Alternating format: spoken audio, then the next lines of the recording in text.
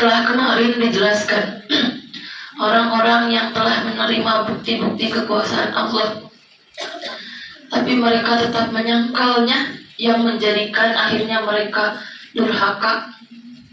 Padahal mereka telah diberi nikmat yang begitu besar, tapi mereka salah paham. Sehingga mindset mereka seperti ini. Fa'ammal insanu idza mabtalahu rabbuhu fa'akramahu wa na'amah fayaqulu rabbi akramani. Akraman dibuang ya mutakalimah. Jadi kemarin kan kaum Ad, kaum Samud dan Fir'aun itu bukan orang sembarangan.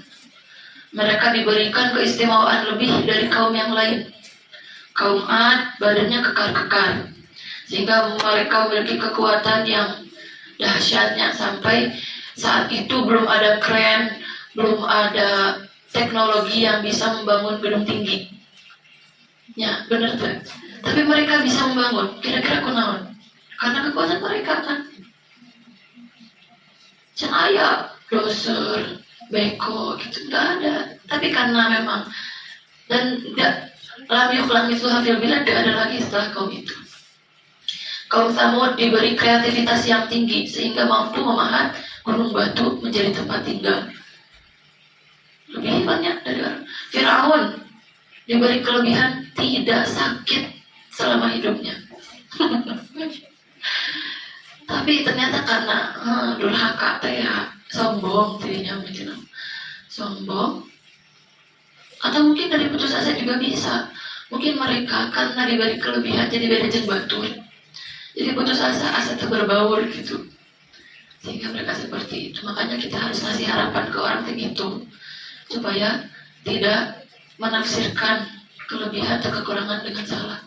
Nah, jadi mindsetnya mereka begini. Ketika Tuhanku mencobaku dengan ikram, kemuliaan, dan dengan nikmat, maka mereka berkata, Rabbi akroman. Mereka nyangka kemuliaan dan nikmat yang mereka dapatkan itu adalah hasil melewati ujian. Padahal itu ujian. Kesenangan itu adalah ketika kalian ujian itu adalah ketika kalian mendapatkan kesenangan.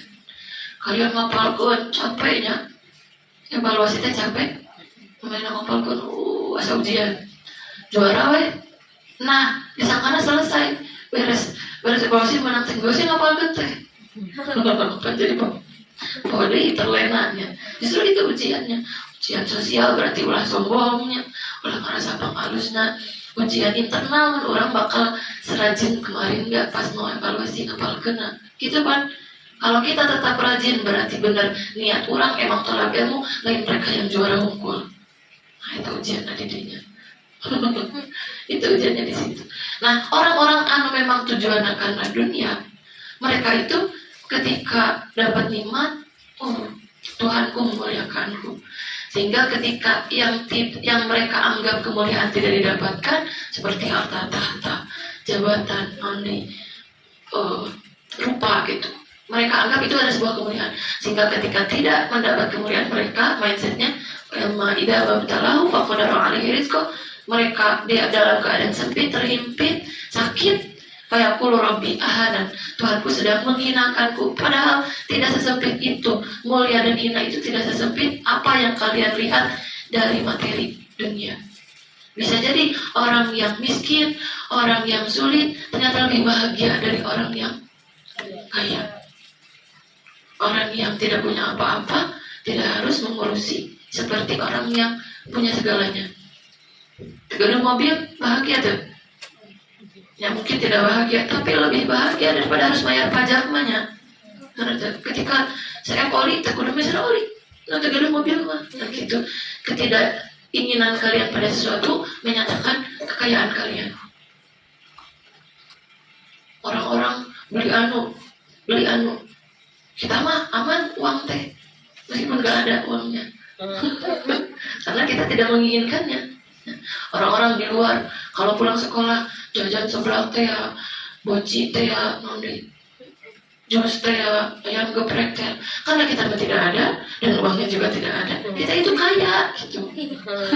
Jadi ketidakinginan adalah kekayaan sesungguhnya, benghar orang teh. Jadi jangan dianggap kekayaan itu sesuatu yang terlihat saja, tenang, lapang, sehat, berpikir jernih, itu adalah kekayaan, kemuliaan sesungguhnya. Nah, orang yang berpikir mindsetnya seperti ini akan bingung temaki hitung-tung, muter wae didinya. Dulu itu orang, kata Imam Ghazali, orang yang beramal karena manusia. Kata Imam Ghazali nya ini kita Minhajul Abidin kemarin dari bahasa Syariah nanti. Orang yang beramal karena manusia, mereka seperti himar. Naik kita bingkam punten. Berarti sahur syahid atau lain. Mereka seperti himar. Ceritanya punten nulis. Kan dulu mah penggilingan padi itu yang di hok agung naik turun. Digerakkan nanti ku himar anu muter. Himar motor naik, muter kan diturun gitu ya, terus gitu. Si himar muter. Orang anu bertujuan melakukan kebaikan tapi bertujuan karena manusia, karena pujian, karena materi. Mereka seperti himar anu diikat karena penggilingan eta. Jadi melakukan perjalanan jauh cek mana namanya asagus ka mana pada dirinya dinyakene. Mau usahanya sekeras apapun dia tidak akan berpindah kemana. Dia nyampe terus muter dari titik awal ke situ lagi.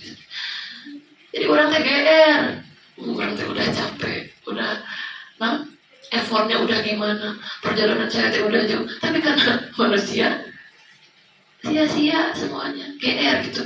Asakna cek mana udah jauh, padahal apa ukurannya? Nyata-nyata kudu jengguru gitu. Kita menyatakan nggak, kita tahu nggak apa amalan kita untuk manusia atau benar untuk diri kita, untuk cara atau mendekatkan kita kepada Allah benar tuh itu. Soalnya kalau benar karena Allah, mau dipuji atau dihina, kita akan tetap maju. Kita tidak akan sibuk dengan klarifikasi.